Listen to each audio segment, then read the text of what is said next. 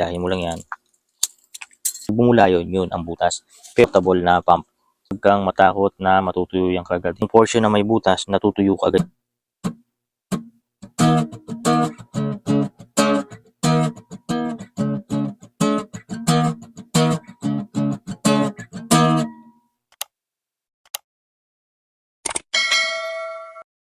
Ay nag-request sa atin paano daw ba mag-vulcanize ang interior. Yung nabibili na vulcanizing kit. Ayan. Ang importante dito, kung mayroon kayong ganito, dapat mayroon din kayong portable na pump. Kasi hindi nyo mahahanginan yung inyong bike sa daan kung wala kayong pump. Kahit ma-vulcanize ninyo, kailangan nyo yung panghangin. Ayan. So, ayan. At hindi ko nakita yung butas niya. Ano bang naka-epekto dito? Nasa ng butas. Ito yung bike ng nandito na flat. So, hindi ko makita kung ano nakatusok. Ngayon, ang gagawin natin para makita natin is tanggalin na natin yung gulong.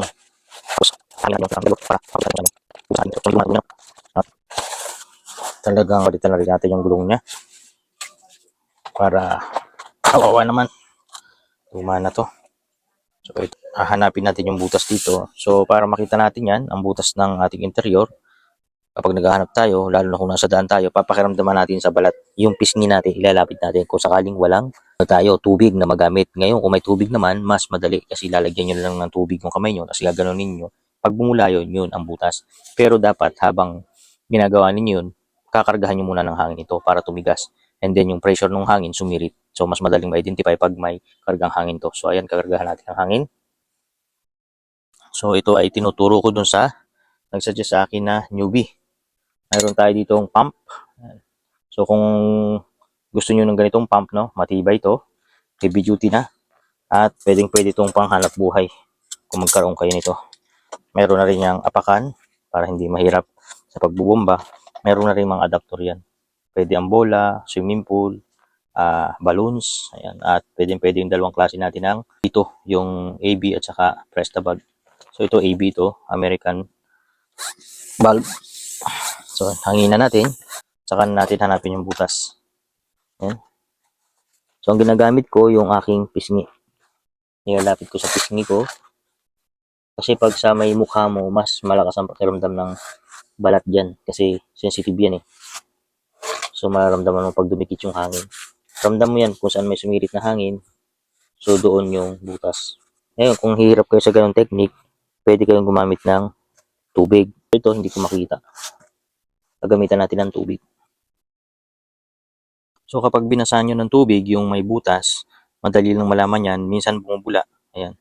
Pero kung ayaw bumula at hindi nyo makita dahil masyadong maliit yung butas, pag ginanon ninyo, ayan, kumukulo yan. And then, kung hindi pa rin nyo manotice na kumukulo, pag ginanon ninyo, ayan, pakita ko sa inyo. Ayan.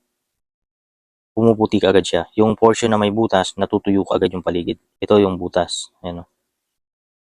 Kita nyo. So, yung dalawa na yan, may butas siya. So, ito yung bubulkanize natin. So, dito, makikita nyo yung pandikit. Meron tayong liha. Kung saan ito yung ginagamit natin pang pakasbang nung butas. Kung saan yung parte ng butas, doon natin dapat lihahin. Katulad yan. Ilihahin ko na siya.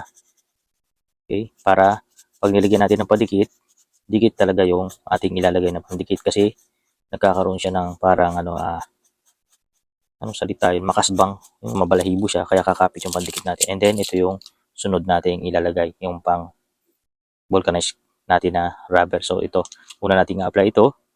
Bago natin applyan ito, no, papasingawin natin yung hangin kasi hindi magandang lagyan ng vulcanizing to. Bawal i-vulcanize ito ng may hangin kasi useless lang.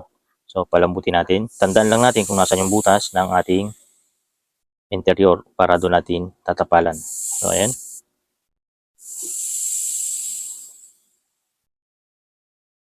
Make sure na yung butas ng ating interior is natandaan natin kasi pag kumupis yan, maliligaw na tayo. Hindi natin alam kung asan yung butas.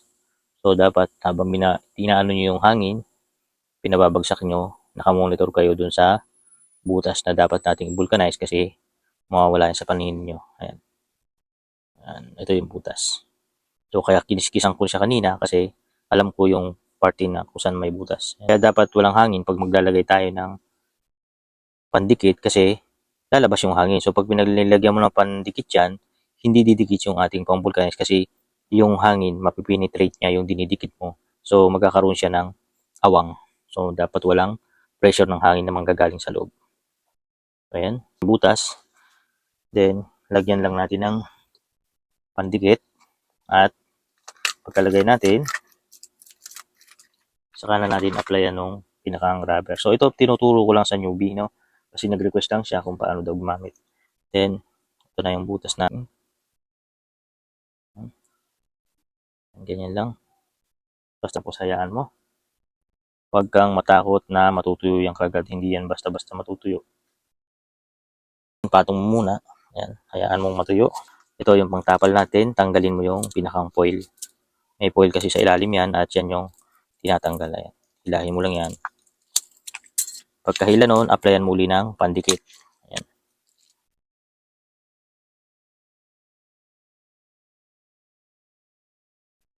Okay.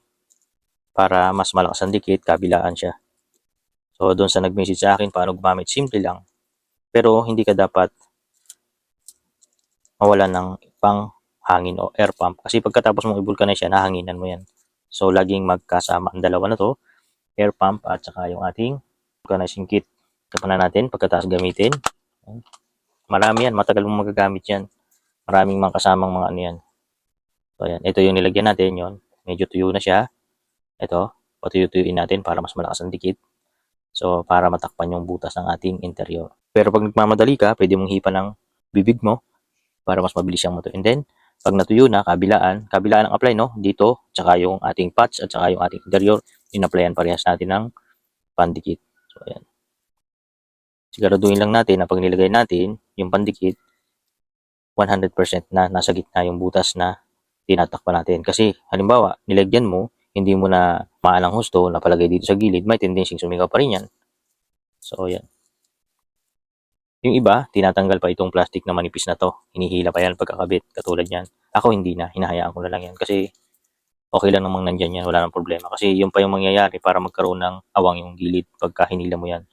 So, magkakaroon lang ng problema. So, wag mo nang tanggalin yan. Total, hindi rin naman yan kita pag kinabit mo na. Ayan.